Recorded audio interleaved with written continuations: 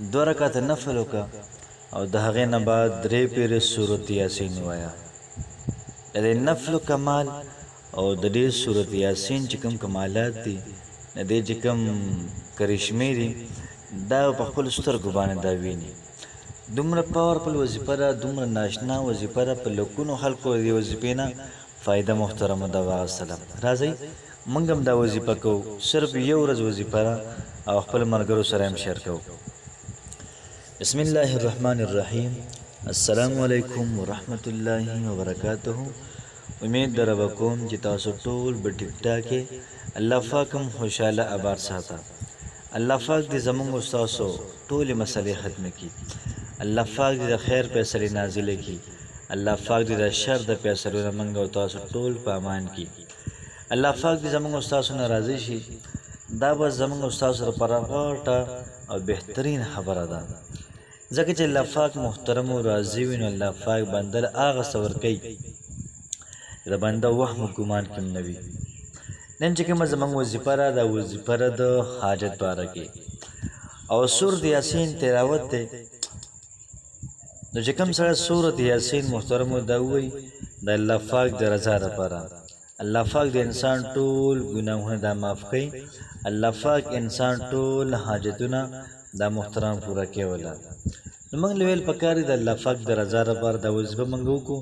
انشاءالله العزیز ستا څه حاجت دی؟ ستا حاجت نوکري ده، ستا حاجت بنګله ده، ستا حاجت ګاډی دی، دغه رنګې ستا حاجت ځمکه ده، ستا څومره خواهشات دي، څومره نیک تمناګانې دي، څومره مقاصد دي، دا ټول به الله پاک په ښکلې بهترین اغلا طریقې باندې دا پوره کړي.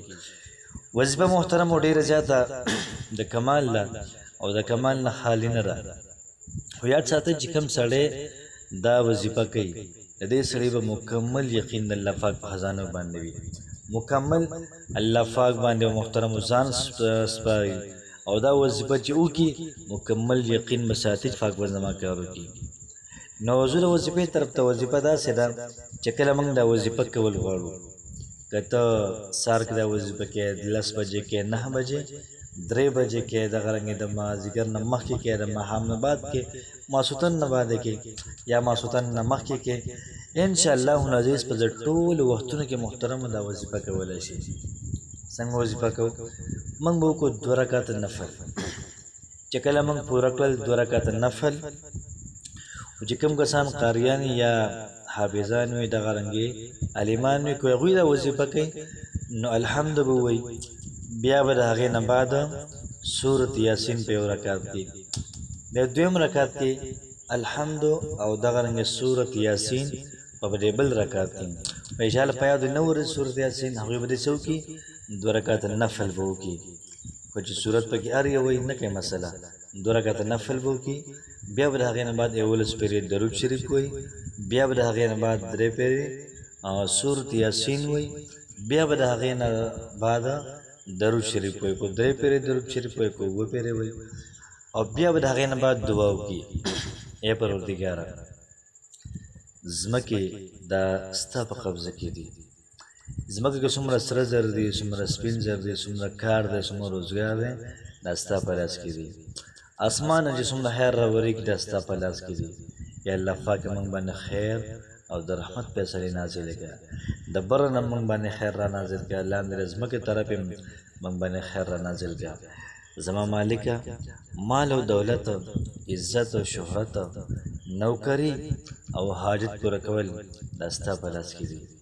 بل څوک هم زما حاجت نشي پوره کولی بغیر له تا نه. په دې ترتیب باندې د خپل خالق نه، د خپل مالک نه، د خپل رازق نه، د خپل محسن نه محترمه دعاګانې وغواړو. انشاءالله العزیز الله پاک به زموږ ستاسو پر یاد، زموږ ستاسو د دعاګانې به رد کوي. نو انشاءالله الله پاک به زموږ ستاسو دعاګانې قبلوي. کوشش محترم وکړو دا ویډیو دا وظیفه مخکې هم خلکو سره شیر کړو چې 2 رکعت نفل ستا د ولې چا وکړل دا زما او ستا لپاره غټه خبره ده. کوشش وکړو چې مخکې هم دا شیر کړو او دغه رنګې به خپل هم پرې عمل وکړو. الله پاک هم خوشحاله آباد ساته. السلام علیکم ورحمت الله وبرکاته.